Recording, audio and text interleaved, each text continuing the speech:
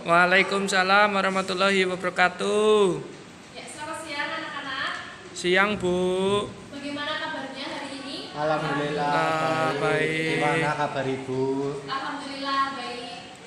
Ya, sebelum melanjutkan ke materi, alangkah baiknya kita berdoa supaya diberikan kemudahan dan kelancaran dalam kegiatan pembelajaran hari ini. Berdoa dimulai.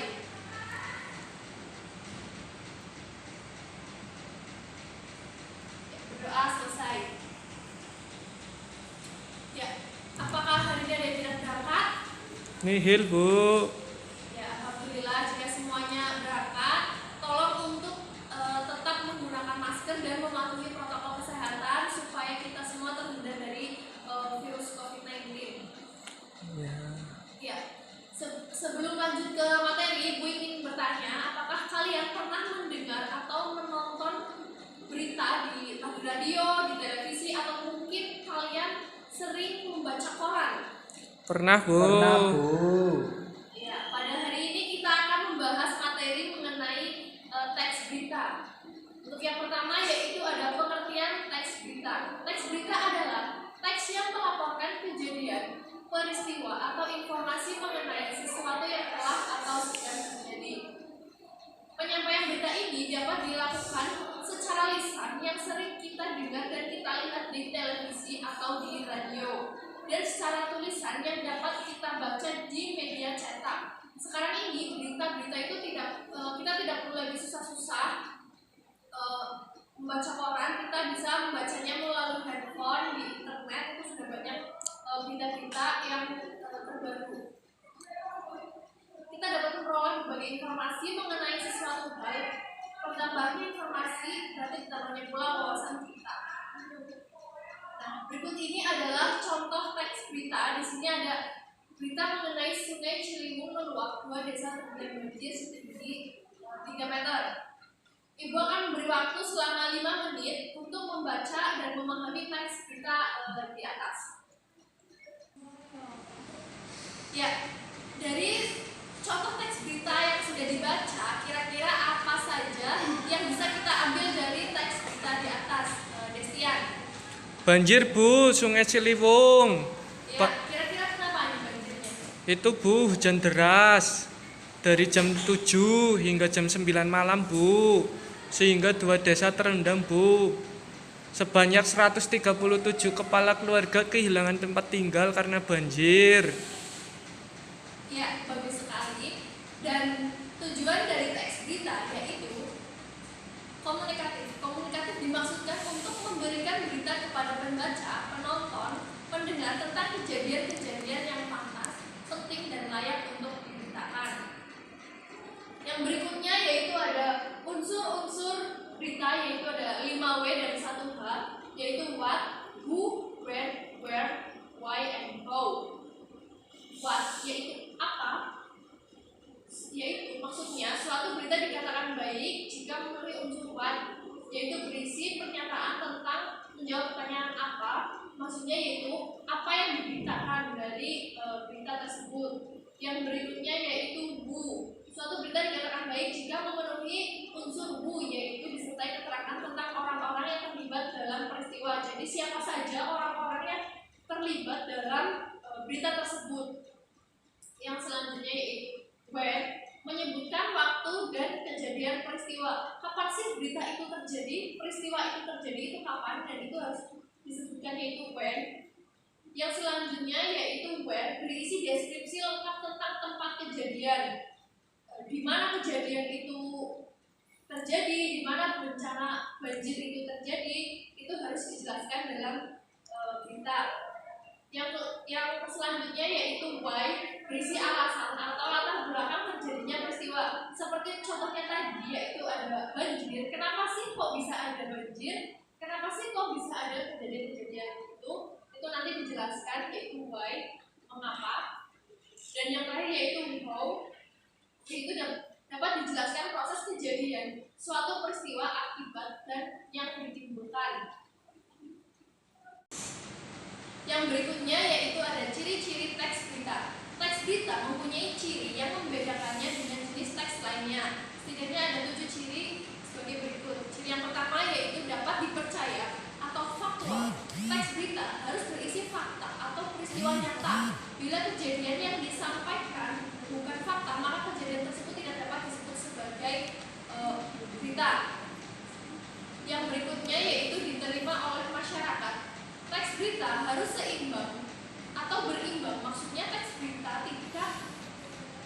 memihak siapapun, sehingga berita tersebut dapat diterima oleh masyarakat luas.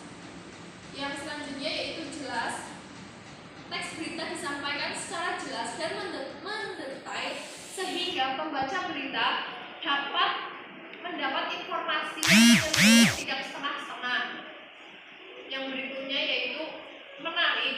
Teks berita disajikan dengan judul yang menarik perhatian sehingga orang akan tertarik untuk membaca teks berita tersebut. Judul berita harus mewakili seluruh isi dari berita. Yang berikutnya yaitu menggunakan kalimat sederhana. Kalimat dalam teks berita harus sederhana, tidak banyak basa-basi karena tujuan teks berita adalah untuk menyampaikan informasi atau fakta, bukan karangan fiksi. Segera disampaikan. Berita disampaikan dengan segera, tidak menunggu waktu lama. Tentu saja setelah kebenaran dari berita tersebut sudah dipastikan, karena jika tidak, berita akan basi dan kurang mendapat perhatian masyarakat. Terkini atau aktual. Suatu teks berita harus merupakan peristiwa yang masih hangat atau baru saja terjadi sehingga ramai menjadi dibicarakan oleh masyarakat. Seperti itu tadi ya, segera disampaikan. Karena suatu berita kalau tidak segera disampaikan, maka berita itu akan basi, mudah ramai lagi. Jadi berita seperti peristiwa, seperti contohnya banjir itu kan peristiwa yang harus segera diberitakan atau segera diinformasikan, supaya kalau misalkan nanti diberitakannya itu terlalu lama, maka itu akan basi. Yang berikutnya yaitu fakta dalam berita.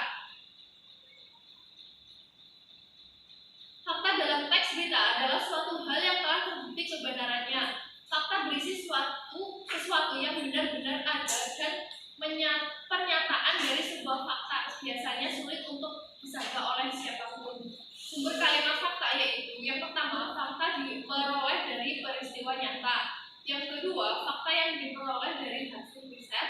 Dan yang ketiga, fakta yang diperoleh dari pendapat seseorang berdasarkan suatu peristiwa pengamatan.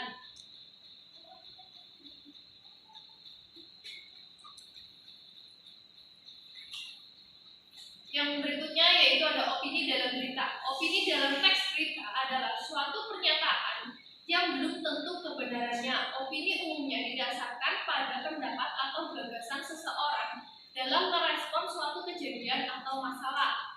Kebenaran dalam opini bersifat pribadi. Dalam beropini, pendapat antara satu orang dengan yang lainnya mungkin berbeda, entah dari sudut pandang yang pakai ataupun hal lainnya.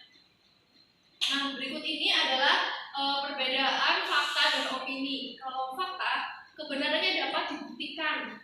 Itu fakta ya, seperti contohnya itu tanggal, hari, jam itu kan sudah pasti, itu fakta, memang benar-benar terjadi, bersifat objektif, pernyataan bersumber dari peristiwa nyata, riset ataupun pengamatan, bersifat pasti. Berarti hal-hal yang sudah pasti dalam berita itu bersifat fakta, seperti contohnya itu tadi, jam, tanggal, dan lain-lain. Data bersifat akurat, umumnya pendapat setiap orang sama. Yang kedua yaitu ada opini, kebenarannya belum dapat dibuktikan, bersifat subjektif, pernyataan bersumber dari saran, gagasan atau pendapat pribadi, mengira-ira dan kurang akurat. Pendapat setiap orang itu berbeda-beda. Seperti itu. Sampai di sini apakah paham anak-anak? Paham, Bu.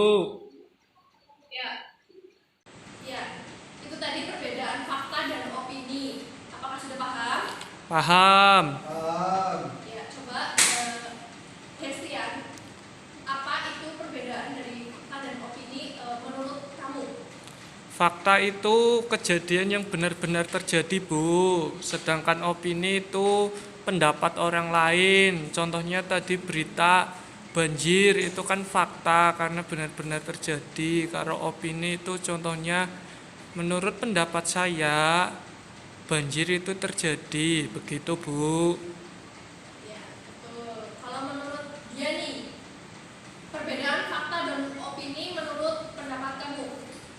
Menurut saya itu fakta itu adalah hasil fakta ternyata Kalau misalkan opini itu pendapat.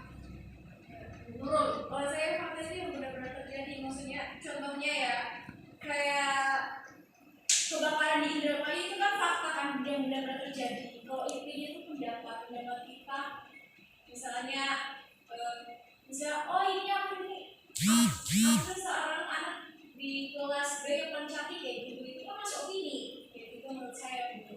Oh iya. Kalau Arif? Kalau menurut saya fakta itu kejadian yang benar-benar terjadi. Kalau opini yaitu pendapat orang lain. Ya, betul. Fakta itu peristiwa yang benar-benar terjadi dari sebuah berita yang sudah dapat dipastikan kebenarannya. Kalau opini itu berasal dari opini kita, opini masing-masing, pendapat dari setiap orang.